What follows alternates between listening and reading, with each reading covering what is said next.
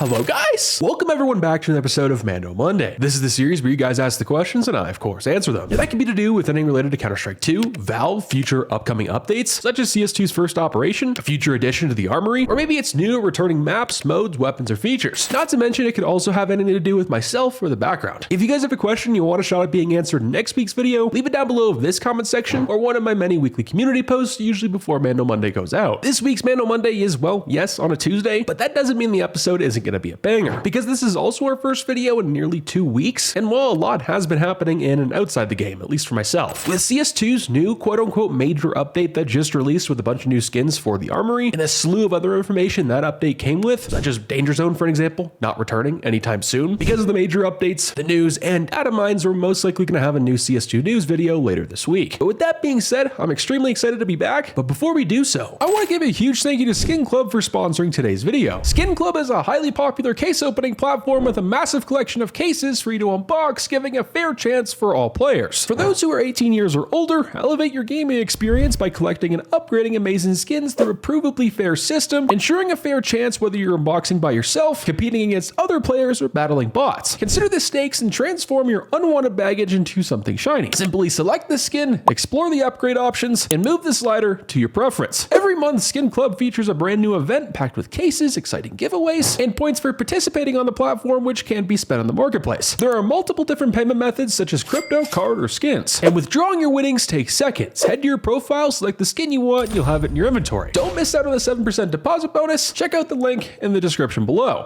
Let's roll. Now, first things first, for today's video, we're going to hop right into the questions. And with that being said, our first one up here is from Sinister CS. This one takes us back quite a long time to when keys, well, were a tradable item, and people use that as a currency within the Counter-Strike community. He says, guess I'm too late, but maybe for the next episode, which no, you made it in here last second. Congrats, brother. Why did we stop trading in keys? It was a thing back in the day, like a knife for 200 keys. That was just an example of the currency. And well, yeah, that's a pretty great question. And for some quick context for people who don't know what's going on or what happened back in the day for Counter-Strike, was really up until 2019 when keys were not tradable anymore. Keys were once used as a currency to trade items within Counter-Strike. There were many different sites back in the day, such as CSGO Lounge, where you could bet on matches, but also send out a million different trade offers to different people to try and go from nothing to a knife, which was possible back then in the matter of just a few days rather than a few weeks or months nowadays. Kind of similar to what we see nowadays with a very liquid and stable priced item. Some may say that's cases, others will say that's a red line or top Asimov situation, something that just overall holds its value, but it's still not the same as a key, because a key doesn't really lose its value because you can always use it to unlock the container. And people did this for some pretty higher tier items because if they didn't want to cash out, trade with cash, well, you could do it with keys. But then, just like most things within Counter-Strike, Valve had to come in and put some regulation to it. In 2019, Valve disabled the ability to buy, sell, and trade container keys within Counter-Strike because they determined that most purchases and reasons people were using them was due to fraud, money laundering, and well, you can pretty much think of the rest when it comes to keys. Now, if you have a key that has not been opened in a container that is pre-2019, that is still tradable. But there's not really a point of it because it's an extremely high price because there's not many of them left. But then again, they have the exact same feature. The only difference is that you can now use them to trade, but no one really wants those. So yeah, this was a pretty great question and comment and a little history lesson on keys within Counter-Strike. I just wonder going forward if Valve will ever trade ban containers, that being cases, just not the skins. What do you guys think about that one? Leave your thoughts and comments down below. Our second question up here is from True Ninja Frog, which this takes us into deep diving into the Armory Pass, what could be added into the future, so on and so forth. He says, do you think that agents could be added to a future Armory Pass update or even the active draw pool? Which that I gotta say is very interesting. As scummy as it may be, reintroducing the old agents as gray/light blue tier agents could be a way for Valve to reintroduce those player models back into the game rotation, likely at sub-dollar pricing due to the number of them. So I like your question, but it is a little all over the place, and that's why we're gonna deep dive into it right now. Now, the first part of it, where you ask if agents could return to a future Armory Pass update or even the active duty drop pool, as it stands for the Armory Pass, yes. As it stands for the active duty drop pool, I'm gonna go ahead and say most likely not, probably never. But I guess because it's Valve, never say never. I also think it doesn't really help that we just got brand new collections, and the collections we did have that were dropping in the game, some of those have been in the game since the game really just released, that being Global Offensive. And I don't really see Valve reintroducing or adding something brand new to the drop pool system because we just got something brand new just in the first place. But what kind of sucks about this update just in general, the most recent one we got with skins anyway, that was considered to be a major quote unquote update, it was only for cosmetic. cosmetics. And yes, some of the cosmetics we did get were cool. We finally got the newer set of knives having the Doppler finishes, but there was and is a lot of things that were left out, which we will talk about in today's video, but right now is agents. We haven't seen agents since 2021 in Operation Riptide, and as it stands right now, I'm not really sure if they're going to be returning, at least in the next few months. The Armory Pass doesn't usually tend to reset for at least 4 to 6 plus months, so it's more so hopefully we just get them next time. But as it stands for Valve reintroducing agents to a drop pool system or just bringing them back from prior operations, I don't think that's going to happen for a multitude of reasons. Really, the main one is if Valve brings back agents, reintroduces them as a different tier or category, that's not only going to devalue those things, piss a lot of investors off, which yes, Valve doesn't really care about trading, doesn't care about the value of skins or what's in your inventory, but this is going to have people lose a lot of faith in skins going forward. We're investing in operations or old collections, well, that's not going to be safe anymore. Kind of similar to the situation with Train 2025, that collection. If they reintroduce the Train collection we saw during Operation Riptide into the one we have right now in the Armory Pass, well,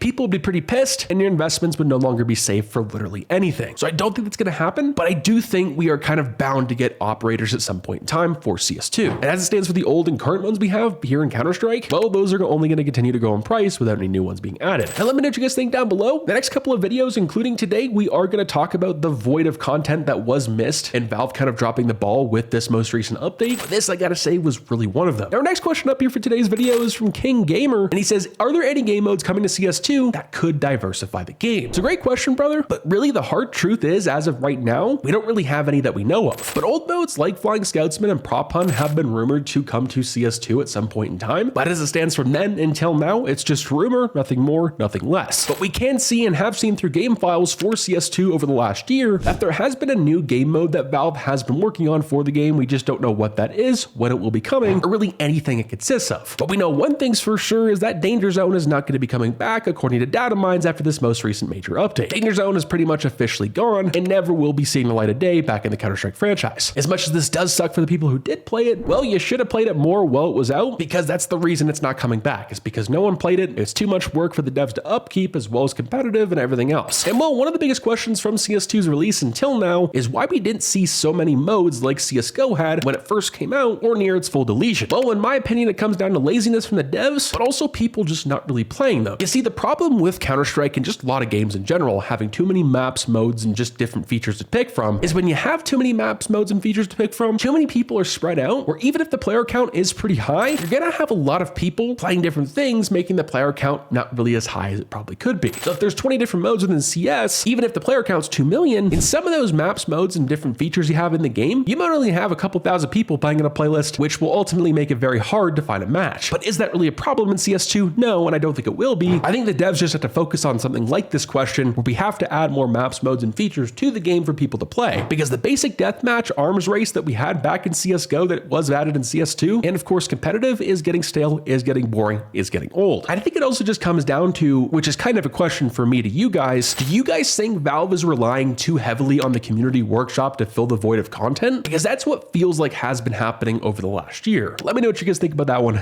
down below. Our next question up here for today's video is from Reg. I'm sorry if I butchered that. If I did, he says, bro, when will knife prices go down? I want to get back into CS and I want to get an M9 or a butterfly. Prices the last 6 months have been crazy. Do you have any idea? And well, it's a good question, but it also depends on what you classify as a knife being a normal price or on sale. Because if we look at the markets throughout the world over the last couple of weeks, all the markets worldwide and stocks or whatever you want to call it have pretty much been tanking over the last couple of weeks. But for CS, for whatever reason, is left standing above the green while all the others pretty much just fall to the ground. Not to mention the player base is also growing all at the same time. Prices right now seem the most stable and steady in growth that we've ever seen before, possibly throughout Counter-Strike's history. So in my opinion, prices won't be falling crazy anytime soon. If at all, I believe a lot of it's going to be going up even further. But that's just obviously my opinion. That's somewhat subjective. But if you classify a butterfly being a normal price at $500 or $600 for a butterfly fade, or even vanilla, those are like 2016 and prior prices, which will never ever be happening again, because the skins market isn't just going to tank that much. But I think seeing a little bit of a fire sale, that time has kind of passed. Historically speaking, for Counter-Strike, the best time to buy something is usually when a big update drops, like an operation, but obviously we aren't and haven't been getting operations for the last 2 years. Your best bet is when something like the Armory comes out, but the problem with that is because stars and passes don't expire, people aren't forced to buy new ones. So they'll just save up their stars towards the end of an Armory, buy the new skins when they come out, so they're not forced right away to sell their old skins to buy the new pass. When prior times with operations and global offensive, that's what people had to do, and that's why and when you'd see dips. But yeah, I know that's probably not the answer most people, or probably you, wanted for this question, but that's just what I believe. And to finalize it, I don't think we're going to be seeing anything lower in price anytime soon. Let me know what you guys think about that one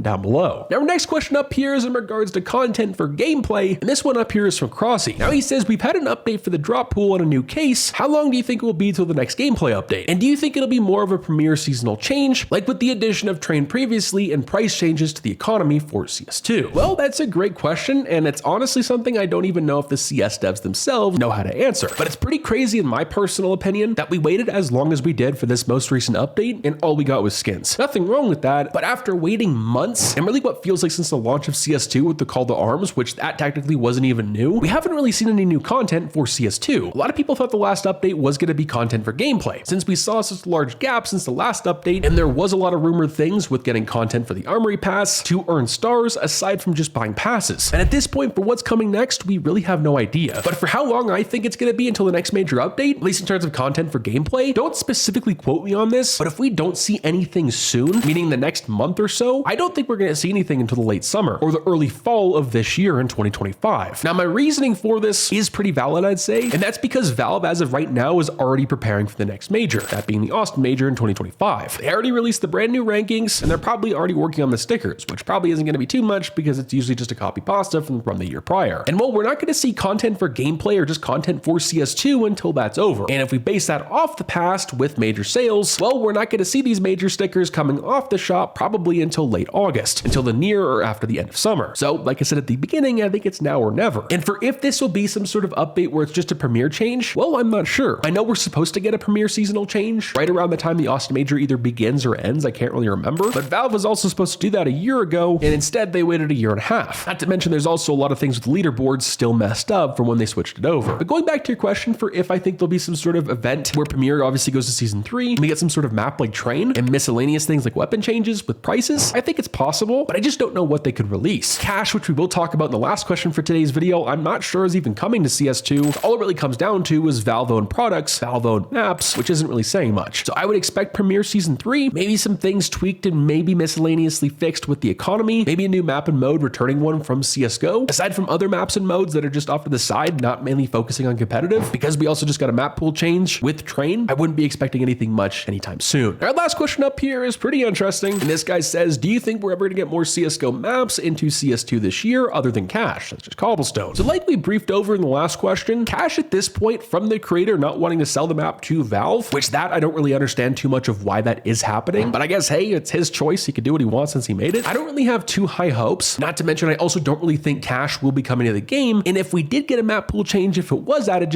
let's just say, I don't think it would happen at least for the next 6 months, because we just got a map pool change, that being with Train being added in earlier this year, then Dust 2, and then so on and so forth. And really all we can depend on at this point in time for maps coming to the game, maps entering the map pool and things switching up, is all really depending on Valve and Valve-owned maps and products, which based off Valve's track record the last couple of years and, well, them staying true to their word, doesn't really give me much hope, not to mention most other players' hope. But like you said in your question, we do still have somewhat the hope of Cobblestone, but right now it's just the name, it's just the hype that's really making people excited about it, because if it is the same map as CSGO, I'm going to be honest, most people are probably not going to be happy with the final product we receive inside CS2 because the map really just, well, wasn't that great, at least in the competitive side of things. But it is something new, it is something that somewhat is exciting and is driving some hope and hype towards the franchise, and well, that's what we need, I feel like, right now more than ever. As it stands for the competitive map pool, those are the only 2 maps I could think of. Aside from that, I also think we just need a taste of fresh air. We need some new maps, we need some new modes. I've always said, dating back to CSGO, that I think it would be pretty interesting to see Agency inside CS2 or just the Counter-Strike competitive map pool. Imagine seeing Agency played at a major or some sort of hostage map. It's not picked all the time, nor is it banned, but seeing that every once in a while I think would be really, really interesting and spice the franchise up. Let me know what you guys think down below. I think we're probably most likely going to see a lot of the maps from CSGO, like Lake, Canals, maybe something like Militia, added back to CS2 at some point in time, since we know a lot of those maps already are completed from CSGO. It's just more so waiting of Valve to finally push those out. With that being said, this is going to be one busy week for Counter-Strike news because, well, we've missed quite a bit. Not to mention there's a lot to cover based off this most recent update, because you have the content, you have the update itself, and you have the controversies surrounding it. With that being said, hopefully you guys enjoyed today's episode of Mando Monday. Ladies and gentlemen, stay positively sexy. I'm out, guys. Peace.